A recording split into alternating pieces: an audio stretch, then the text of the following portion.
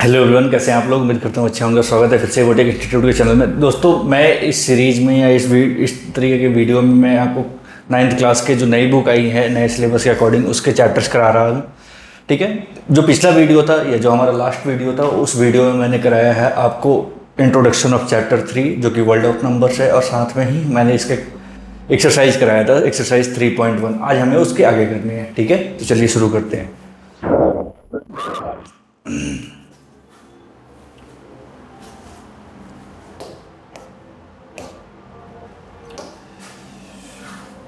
Okay, देखो, पिछली video में मैंने एक्सरसाइज आपको 3.1 कराया था। आज मैं इसके आगे कराने वाला हूं, जो कि हमारा टॉपिक बनने वाला है। इसमें जीरो और इंटीजर, शून्य और इंटीजर्स। ठीक है, वहीं रहे अगला पॉइंट जो दे रखा है, द रिवॉल्यूशन ऑफ शून्यता, शून्य, रिवॉल्यूशन ऑफ शून्य, where nothing is became something, जहाँ पे जीरो की, इससे पहले जीरो की कोई वैल्यू नहीं होती थी, हमें पता है। तो उसी के बारे में हमारे को इसमें पढ़ना है। फॉर्मूलेनिया, the number will started at 1.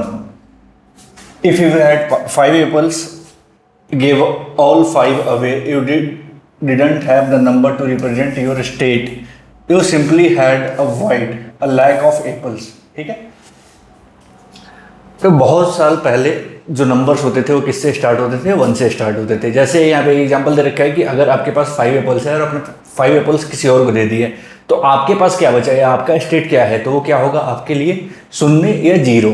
ठीक है, यानी आपके पास कोई भी वैल्यू नहीं बची है। सिविलाइजेशन लाइक बेबीलोनिया, अगर आप लोगों ने Mayans used place holder symbol to indicate an empty column in a number. Place holder क्या होता था? तो ऐसा सिंबल सा वो खाली छोड़ देते थे। ठीक है, but they didn't treat nothing as a number that you could add, subtract and multiply.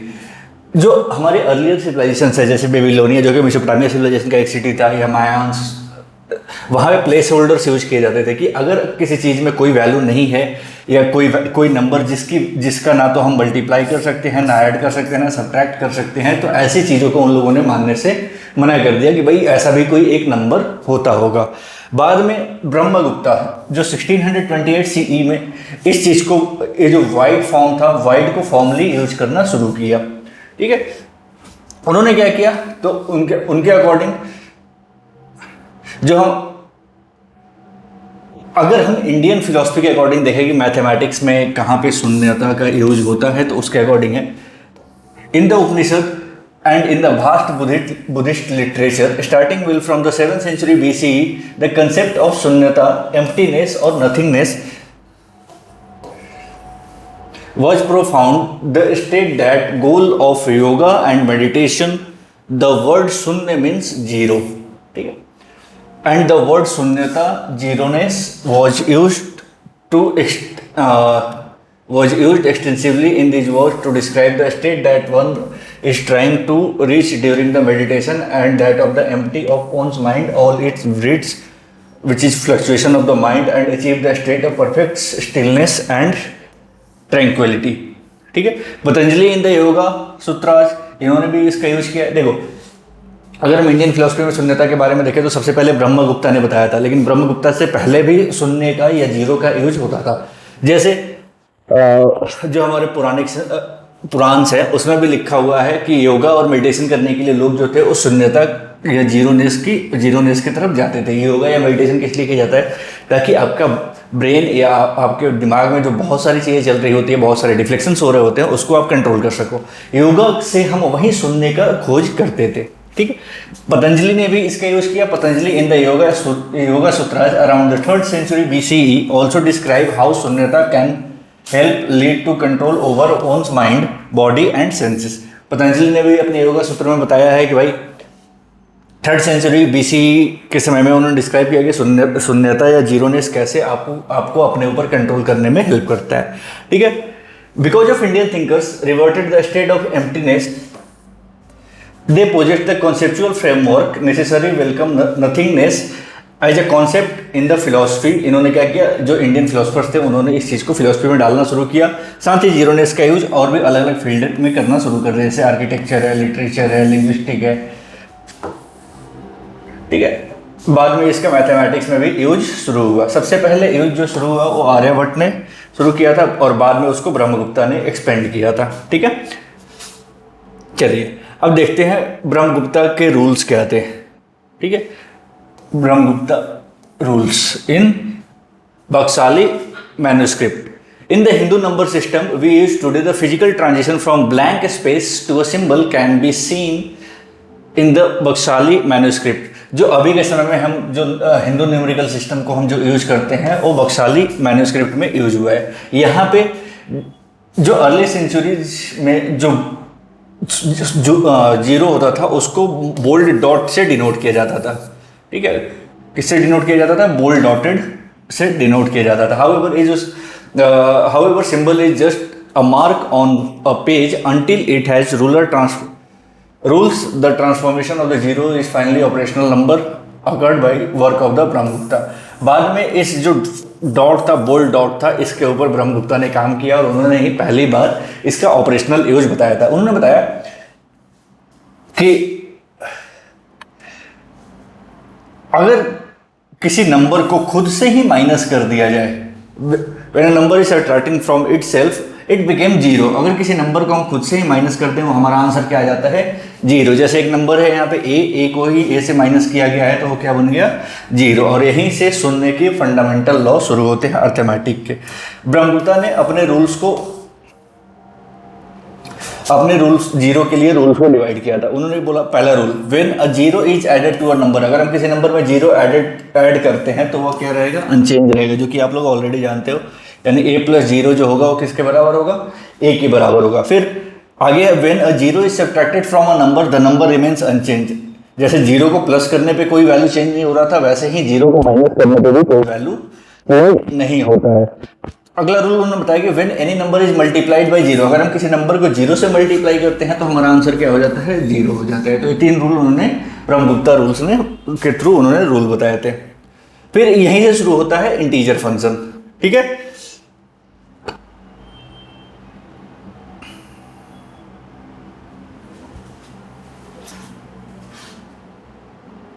चलिए यहीं से हमारा क्या शुरू होता है? इंटीजर फंक्शन या इंटीजर की वैल्यू।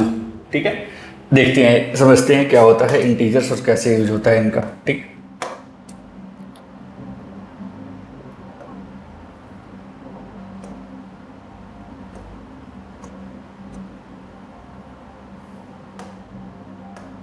चलिए Brahmagupta didn't stop at zero. He realized that subtraction of a number itself can result zero. Then what would happen if you subtract the large number from the smaller number? कि भाई हमने अभी तक तो क्या किया था कि भाई खुद एक ही नंबर को खुद से माइनस किया था, तो हमारा आंसर क्या आ रहा था? जीरो। जैसे यहाँ पे एग्जांपल दे रखा है, कि 5 को 5 से माइनस किया गया, हमारा आंसर क्या आ गया? जीरो। लेकिन क्या हो यदि हम छोटे नंबर से बड़े नंबर को माइनस करें? जैसे यहाँ पे दे रखा है कि 3 - 5, तो हमारा आंसर क्या आएगा? ठीक है, तो ब्रह्मगुप्ता ने इसके आंसर के लिए दो स्टेट बनाए। एक को बोला उन्होंने फॉर्चून, जिसको धन बोलते हैं, और दूसरे को बोला डेब्ट यानी ऋण।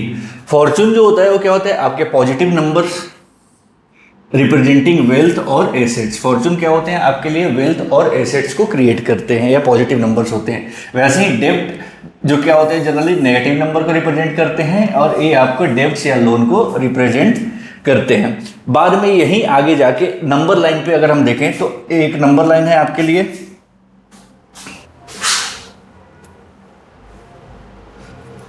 ठीक है। नंबर लाइन पे जीरो से अगर हम लेफ्ट के तरफ आते हैं, जीरो से किसके तरफ आते हैं? लेफ्ट के तरफ। जीरो से लेफ्ट के तरफ, तो ये किसको रिप्रेजेंट करता है? आपके डेब्ट या ऋण को, जो कि जिसको रिप्रेजेंट किया गया नेगेटिव नंबर से। नंबर लाइन पे जीरो से लेफ्ट के तरफ अगर कोई डिजिट्स को रिप्रेजेंट किया जाता है तो क्या होता है? आपके लिए डेब्ट होता है या ऋण होता है, ठीक है। और नंबर लाइन से राइट पोजीशन के तरफ जो अगर हम बढ़ते हैं तो वो किसको रिप्रेजेंट करता है? फॉर्चून या धन को, जो कि पॉजिटिव इंटीजर्स होते हैं। क्या होते हैं? पॉजिटिव इंटीजर्स होते हैं। इसको एक सिंबल जेड से डिनोट किया जाता है, जो कि जर्मन वर्ड जेलांस को रिप्रेजेंट करता है, जिसका मतलब होता है नंबर्स, ठीक है। आया समझ में? इंटीजर को किससे रिप्रेजेंट किया जाता है? जेड से रिप्रेजेंट किया जाता है। फॉर्चून का मतलब होता है प्लस, डेब्ट का मतलब होता है ऋण। फिर उसके बाद में अर्थमेटिकल इंटीजर्स के लिए कुछ रूल्स बनाए गए जिस ब्रह्मगुप्ता के द्वारा ही, जैसे उन्होंने बाकियों के लिए बनाया था वैसे जीरो के लिए बनाया था 3 रूल, वैसे ही उन्होंने क्या किया फॉर्चून के लिए भी रूल बनाया। और रूल क्या क्या है देखते हैं। पहला rule, a Fortune plus Fortune is a Fortune, कि अगर हम पॉजिटिव नंबर को पॉजिटिव नंबर से ही प्लस करें तो हमारा आंसर क्या आएगा, पॉजिटिव नंबर आएगा। ठीक है, जैसे 5 + 4 = 9, बेसिक है आप। फिर आगे है अ डेप्ट प्लस डेप्ट इज अ डेप्ट, कि लोन के ऊपर लोन ले लिया तो क्या होगा, आपके लिए लोन ही होगा। जैसे यहाँ पे दे रखा है -5 + -4 = -9। ठीक है, आया समझ में। अगला रूल था the Fortune -0 is a Fortune, और डेप्ट -0 इज अ डेप्ट। ये फॉर्चून से अगर हम 0 को माइनस करेंगे तो क्या होगा, हमारे लिए फॉर्च्यून होगा, और डेप्ट से भी अगर हम 0 को माइनस करेंगे तो हमारे लिए डेप्ट ही होगा। यानी पॉजिटिव नंबर को 0 से माइनस करेंगे तो हमारा आंसर क्या आएगा, पॉजिटिव, और नेगेटिव नंबर से 0 को माइनस करेंगे तो हमारा आंसर क्या आएगा, नेगेटिव आएगा। Next, the product of a dept and a Fortune is डेप्ट। डेप्ट और फॉर्च्यून का प्रोडक्ट जो होगा वो क्या होगा, डेप्ट। यानी नेगेटिव नंबर को पॉजिटिव नंबर से मल्टीप्लाई करें तो हमारा आंसर क्या आएगा, हमेशा नेगेटिव नंबर आएगा। अगला, द प्रोडक्ट ऑफ 2 डेप्ट इज अ फॉर्च्यून। अगर आप 2 डेप्ट को मल्टीप्लाई कर देते हो तो क्या बन जाता है, वो फॉर्च्यून। यानी 2 नेगेटिव नंबर को मल्टीप्लाई करेंगे तो हमारा आंसर क्या आएगा, पॉजिटिव नंबर आएगा। चलिए आगे बढ़ते हैं। अभी तक हमने जो भी पढ़ा है डेप्ट, फॉर्च्यून, शून्य वगैरह के बारे में, तो उन सबका अब प्रैक्टिकल फॉर्म में आपको एक एक्सरसाइज बना के दे रखा है जिसका नेम है एक्सरसाइज सेट 3.2। तो वो अब हम शुरू करने वाले हैं। ठीक है, एक एक करके समझते हैं क्वेश्चंस को, फिर करते हैं। पहला है a temperature in a high altitude desert of Ladakh is recorded at 4 degree Celsius. कि भाई लद्दाख एक जगह है जहाँ पे दोपहर में 4 टेम्परेचर जो हुआ वो कितना मेजर किया गया था, 4 डिग्री सेल्सियस। ठीक है, by midnight it drops by 15 degree Celsius. कि भाई सुबह होते होते मिडनाइट यानी रात के 12 बजे तक ये टेम्परेचर जो कम होगी वो कम 15 डिग्री सेल्सियस से कम हो जाएगा। तो आपको मिडनाइट का टेम्परेचर बताना है। ठीक है, क्वेश्चन नंबर 1 के लिए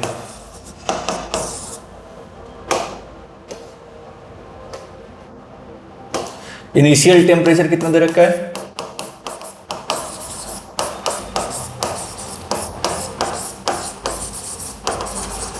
इनिशियल टेम्परेचर कितना दे रखा है, तो 4 डिग्री सेल्सियस। ठीक है, 4 डिग्री सेल्सियस कितने बजे है, आपका नून में। तो आपको बताना है कि भाई मिडनाइट में वो कितना होगा टेम्परेचर। टेम्परेचर में ड्रॉप कितना आ रहा है,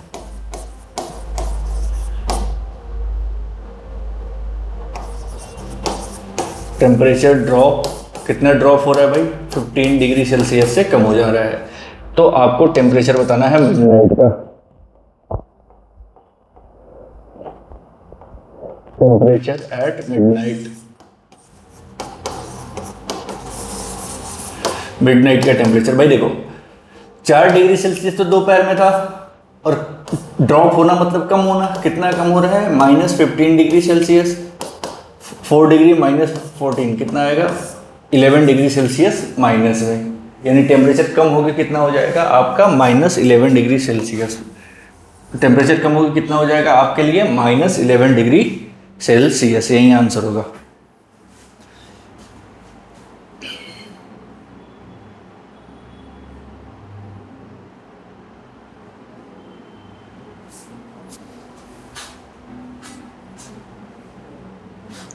चलिए अगला क्वेश्चन देखते हैं। नेक्स्ट क्वेश्चन क्या है,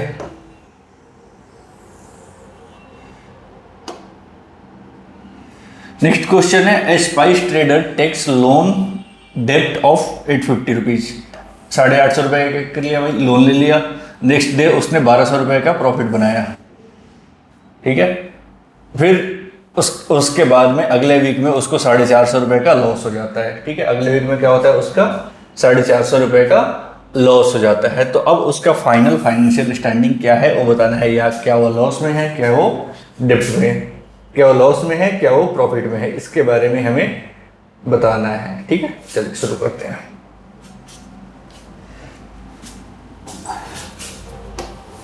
क्वेश्चन नंबर 2, हम डेप्ट को किससे रिप्रेजेंट करते हैं, नेगेटिव नंबर से। ठीक है। तो स्पाइस ट्रेडर ने कितने का लोन लिया था? स्पाइस ट्रेडर ने कितने का लोन लिया था? 850 रुपए का। डेब्ट है तो किस में रिप्रेजेंट करेंगे हम? नेगेटिव में। फिर उसके बाद में उसने प्रॉफिट अर्न किया 1200 रुपीज का। प्रॉफिट कितना है उसमें? 1200 रुपीज का प्रॉफिट है तो हम किस में रिप्रेजेंट करेंगे? प्लस में। फिर अगले वीक उसको लॉस हो जाता है 450 का।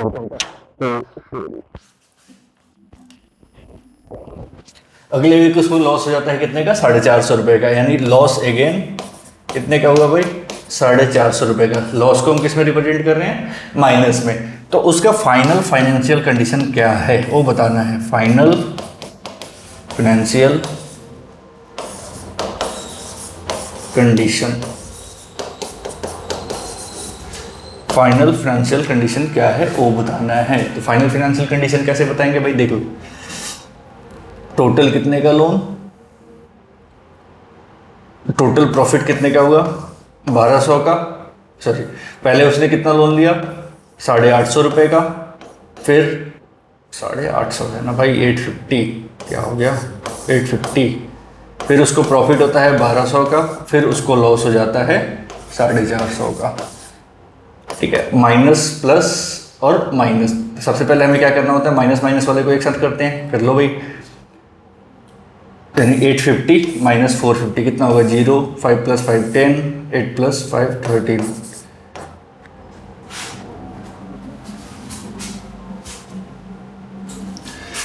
प्लस 1200। ठीक है, minus plus minus minus 100 rupees. यानी हमारा जो आंसर आ रहा है वो क्या आ रहा है? -100। एक क्या है? लॉस है या प्रॉफिट है? देखो, नेगेटिव का साइन लगा हुआ है तो ये क्या होगा हमारे लिए? लॉस होगा। तो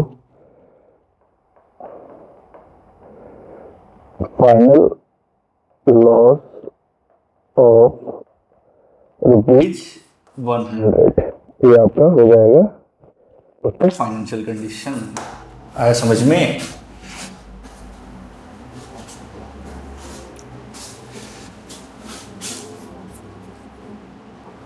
चलिए अगला देखते हैं क्या है उसमें।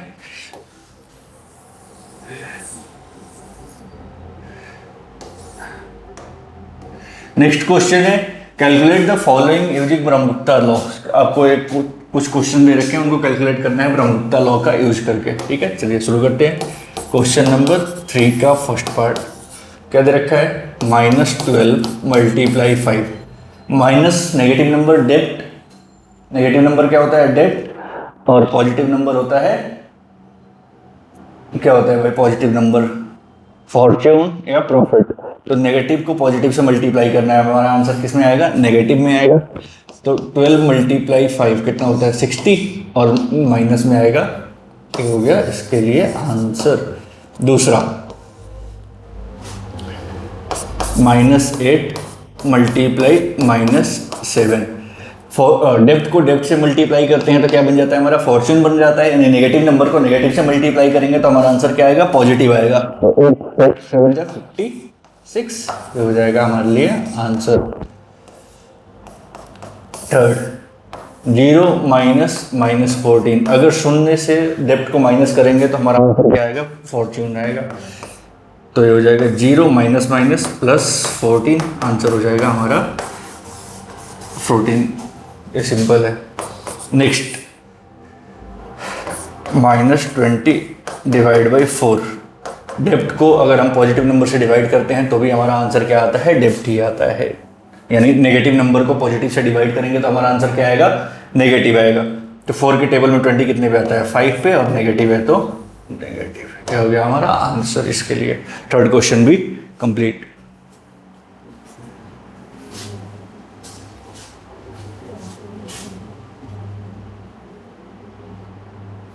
चलिए अगला क्वेश्चन देखते हैं। Question number 4। क्वेश्चन नंबर 4 है explain using the real world example. आपको रियल वर्ल्ड एग्जांपल को यूज करके डेप्थ का अगर हम why subtracting negative number is the same as adding a positive number, कि भाई नेगेटिव नंबर को सब्ट्रैक्ट करना पॉजिटिव नंबर के ऐड करने के बराबर क्यों है। तो आपको रियल लाइफ पे एग्जांपल देना है। आपको एक एग्जांपल भी दे रखा है कि भाई ऐसा क्यों हमें देखने को मिलता है कि 10 - -5 = 15 आ जाता है। ठीक है, तो रियल लाइफ एग्जाम्पल से समझते हैं कि question number 4, let you have 10 rupees, आपके पास कितने रुपए हैं? 10 रुपए हैं, ठीक है, इन वन पॉकेट, एक पॉकेट में आपके पास कितने हैं? 10 रुपए, जो आपके खुद के हैं, ठीक है। उसके बाद में आपके पास दूसरे पॉकेट में 5 रुपए भी पड़े हुए हैं, लेकिन वो 5 रुपए आपके नहीं है, आपके दोस्त से लिए हुए हैं, यानी आपने अपने फ्रेंड से 5 रुपए लोन ले रखे हैं, ठीक है। And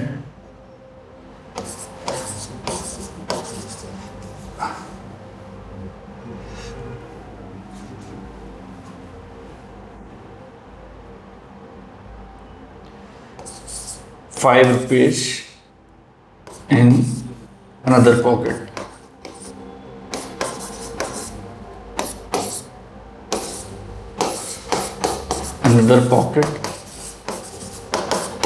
which is owed by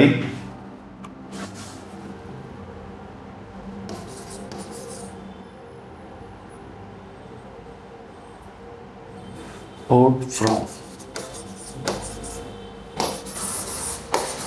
your friend, ठीक है। आपके एक पॉकेट में 10 रुपए हैं जो आपके खुद के हैं, एक पॉकेट में 5 रुपए पड़े हुए हैं जो आपके दोस्त से लिए हुए हैं। तो ये जो 5 रुपए हैं ये आपके लिए क्या हो गया? डेब्ट हो गया। हियर फॉर्च्यून, अगर हम इसको फॉर्च्यून में डिवाइड करें तो फॉर्च्यून आपके पास कितने हैं? 10 रुपए। फॉर्च्यून कितने हो गया? 10 रुपए, यानी पॉजिटिव वैल्यू हो गया ये क्या हो गया आपके लिए? Positive value.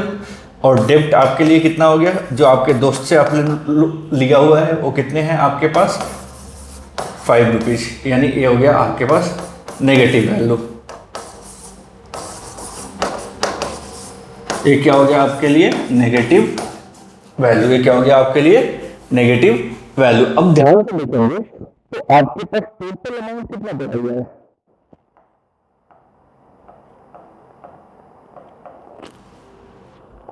फॉर्च्यून को तो हम प्लस करते हैं और डेब्ट को माइनस करते हैं, तो डेब्ट को माइनस और डेब्ट को रिप्रेजेंट करते हैं -5 से। माइनस क्या हो जाएगा? +5। आपके पास टोटल कितने रुपए पड़े हुए हैं अभी के टाइम में? 15 रुपीज, यानी आपका नेटवर्थ अभी के टाइम में कितना है? 15 रुपए का, ठीक है।